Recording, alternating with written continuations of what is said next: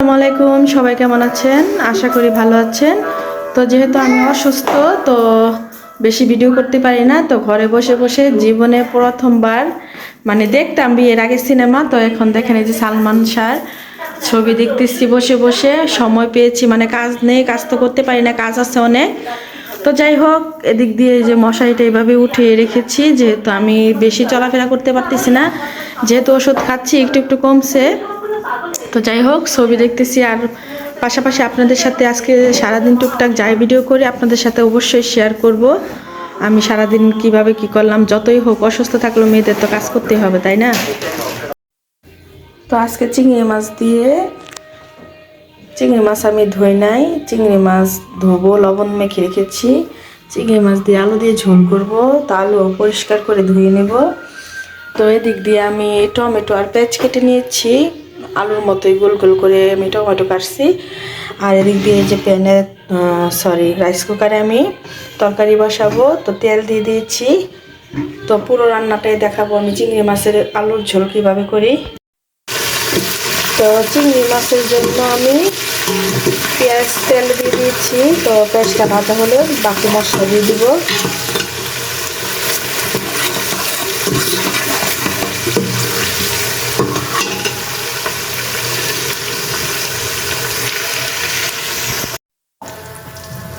এদিক দিয়ে তো হলুদ দিয়ে দিলাম,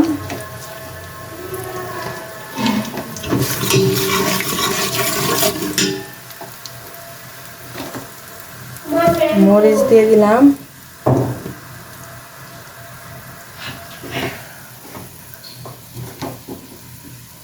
ধনিয়া দিয়ে দিলাম,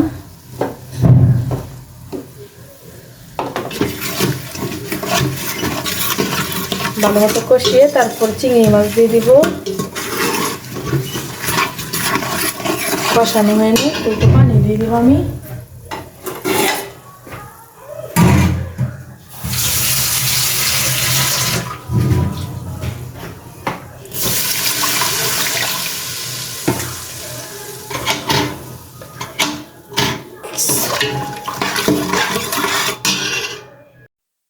মশলা কষানোর পরে আমি তো এদিক দিয়ে চিংড়ি মাছ দিয়ে দিচ্ছি।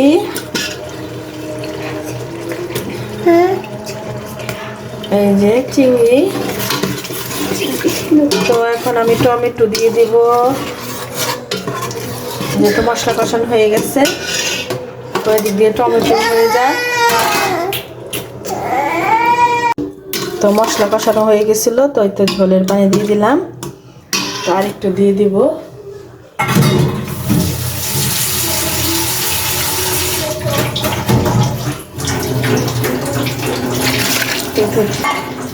যেহেতু চিংড়ি মাছ দিয়ে আগে দিয়ে ঝোল, তো ঢেকে দিয়ে হতে থাকুক। তরকারি রান্না হচ্ছে। হ্যাঁ বাবা, হ্যাঁ নিয়ে যাবে ভাইয়া। এদিক দিয়ে আরিয়ানো গোসল টোসল করে ফেলেছে, তো এদিক দিয়ে তো আলবি আজকে সব গুছাইছে, আমি গুছাইনি। আর খালা আসে নাই, তো আলবি ঘর মুছে দিচ্ছে আজকে যেভাবে পেরেছে সেভাবে। আর এদিক দিয়ে আলবি যে বিছানা চাদর বিছাইছে, যেভাবে পাচ্ছে ওইভাবে বিছাইছে, ও বিছাইতে পারে নাই ভালোভাবে। তো যাই হোক, যতটুকু করছে ততটুকুই বেশি। আর এই তো আলবির ফুল, এই বইগুলা সব কিছু এখানে রেখে দিয়েছে। এই ড্রেসিং টেবিলে রাখা যায় না, কারণ আছে আরিয়ান সব কিছু ব্যালকনি দিয়ে ফেলে দেয়। যেহেতু আমি একটু একটু হাঁটতে পারতেছি, ব্যথা একটু একটু কমছে, তো একটু এই জন্য রান্না করতেছি মাছ দিয়ে। তো আর এই তো আজকে বেশি রৌদ্র নেই, রৌদ্র কম, একদমই রৌদ্র ছিল সকালে, এখন আর রৌদ্র নেই। তো যাই হোক, যেহেতু 2টা বেজে গেছে, প্রায় আমার রান্নাও শেষ, বেশি কিছু রান্না করব না, শুধুমাত্র মাছের তরকারি রান্না করব। আম্মু ডাউল ভুনা করে দিয়েছে, কালকে মাছের তরকারি আছে, সেটাই হয়ে যাবে। তো এই দেখেন আরিয়ান এখান থেকে ড্রেসিং টেবিল থেকে সব কিছু বের করে এই যে ব্যালকনি দিয়ে সব কিছু ফেলে দেয়, তো সেজন্য এই যেগুলা লোশন টোশন সব কিছু উপরে রেখে দেই। তো যেহেতু শীতের দিন, কি বলবো, শীতের দিন তো তেল লোশন সব কিছু লাগে, গরমের দিনও লাগে। তো আরিয়ানের শ্যাম্পু, তারপরে ওই যে লোশন, আলবি লোশন, তেল সব কিছু, ওই যে মেরিল টেল সব এখানে। এই দেখেন ও কি করে, যে মালা টালা সব কিছু বের করে ফেলে দিতে চায়। রেখে দাও বাবা। তো এখানে আমি কিছুই রাখি না, যে তার আরিয়ান খুলতে পারে, সেজন্য এখানে কিছু রাখি না, দূরে উঁচুতে রেখে দিয়ে। দেখছেন ও কীভাবে খেলাধুলা করতেছে। আর রৌদ্র নাই, অন্ধকার অন্ধকার লাগতেছে। তো এই তো চিংড়ি দিয়ে আলু দিয়ে টমেটো দিয়ে ঝোল করলাম, ছোটো ছোটো চিংড়ি দিয়ে, যেহেতু আলবির অ্যালার্জির সমস্যা, চুলকায়, তো সেজন্য আর বেগুন টেগুন কিছুই দিয়ে নেয়। তো ফাইনালি আমার তরকারি রান্না করা শেষ, আর কিছুই রান্না করব না, পরেরটা পরে দেখা যাবে। শরীর ভালো লাগে না, দাঁড়িয়ে থাকলে ব্যথা শুরু করে। সালমান শাহ ছবি দেখছিলাম, আর এখন এই যে খাবো আমি। খেয়ে যেহেতু অল্প কয়টা খেয়ে আমার ওষুধ খেতে হবে, তো এটা চিংড়ি চিংড়ি দিয়ে আলু দিয়ে ঝোল করছি। তো দেখি খেয়ে কেমন লাগে। বিসমিল্লাহ।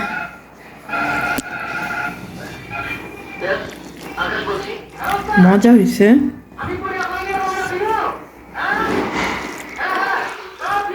চিংড়ি মাছ আমি যেভাবে রান্না করি না কেন, সেভাবে আমার কাছে ভালো লাগে। ভুনা বলেন, বেগুন দিয়ে বলেন, সবজি দিয়ে বলেন, যেভাবেই বলেন, সব কিছু দিয়ে রান্না করলে আমি খেতে পারি।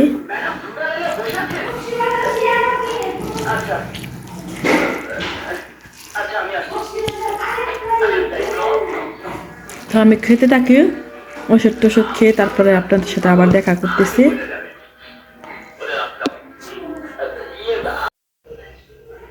তো আমি আজকে অনেক বছর পর, বা বিয়ের আগে, তো এরকমভাবে বাংলা সিনেমা দেখতাম বসে বসে। তো সেই ছোটোবেলার যে স্মৃতিগুলো আজকে আমার মনে পড়তেছে। একটা ছবি দেখার জন্য 2 ঘন্টা 3 ঘন্টা ওয়েট করতাম। তো যাই হোক, তো অনেক বছর পর, বিয়ে হওয়ার পর, ছেলে মেয়ে হওয়ার পর সংসার করতেছি। তো হঠাৎ করে তো আমার একটা দুর্ঘটনা হয়েছে, জানেন, আমি পড়ে গিয়েছিলাম, পায়ে ব্যথা পাইছি। তো আমি হাঁটতে পারতেছি না। তো এখন মোটামুটি একটু হাঁটতে পারি, তো বেশি হাঁটতে পারি না, বসতেও পারি না, উঠতেও পারি না, যেহেতু হাঁটুর নিচে ব্যথা। আর যেহেতু আমার সিজারে বাচ্চা হয়েছে, তো সব কিছু মিলিয়ে আমার একটু প্রবলেম হয়ে গেছে। তো যাই হোক, সেটা বড় কথা না। তো পুরনো স্মৃতিগুলো তাজা হয়ে গেল, ভালো লাগতেছে যে এত বছর পরে স্মৃতিগুলো তাজা হয়ে গেল। তো যাই হোক, এটাই মেয়েদের জীবন। আর আমি ব্যথা পাইছি, তারপরও সংসারে এটা এটা একটু একটু করতেছি। আল্লাহ কাছে শুক্রিয়া যে আমার বড় ধরনের কিছু হয় নাই। যদি হইতো তা কি অবস্থা তো হতো। যেহেতু মেয়ে মানুষ অসুস্থ থাকলে তো সব কিছু থেমে থাকে। আর যেহেতু আজকে তো 10 তারিখ, 12 তারিখে তো নির্বাচন।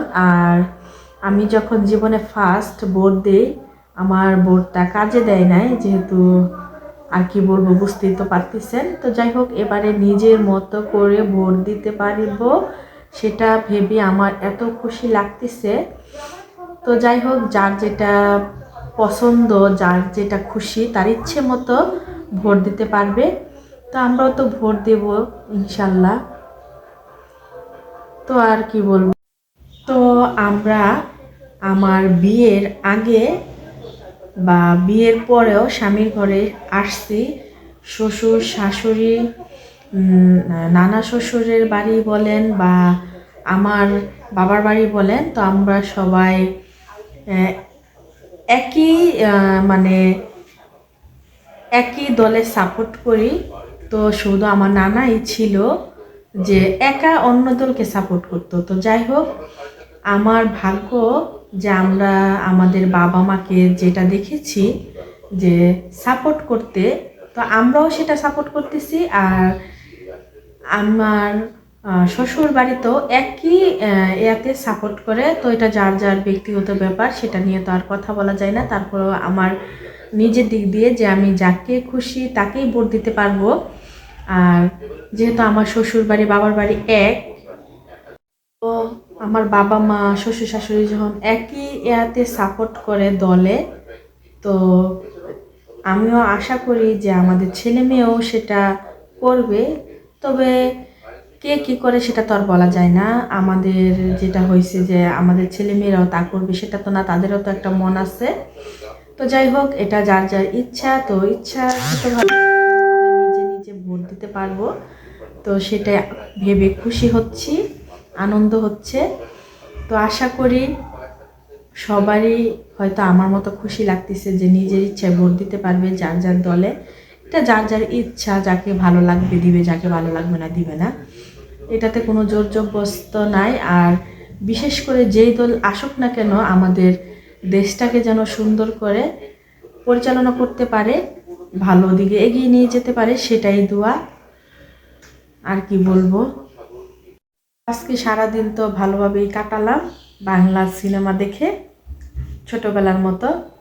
তো ভিডিও তো বেশি করিনি, যেহেতু আমি হাঁটতেই পারি না, ভিডিও করব কি? হাঁটতে পারি, তেমন না যে একেবারে হাঁটতে পারি না, কিন্তু চলাফেরা করলে একটু ব্যথাটা বেশি করে। তো যাই হোক, আপনারা ভালো থাকবেন, সুস্থ থাকবেন। আল্লাহ হাফেজ।